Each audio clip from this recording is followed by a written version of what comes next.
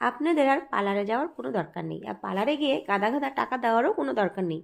এখানে আমি একটি আলু নিয়ে নিয়েছি, একটি আলুতেই অনেক 3জন মানুষে ব্যবহার করতে পারবে এই প্যাকটা। তো আজকে নিয়ে চলে এসেছি ফেস প্যাক। তো বন্ধুরা, ফেস প্যাক আপনারা বাড়িতে কীভাবে বানিয়ে নিতে পারবেন চলুন।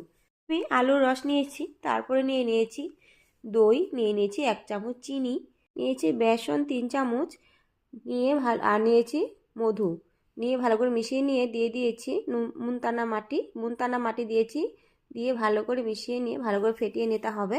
আর এদিকে দেখুন ছেলের হাত পাগুলো কি অবস্থা, পুরো কালো, আর শরীর ঘষতেই দেয় না ওর।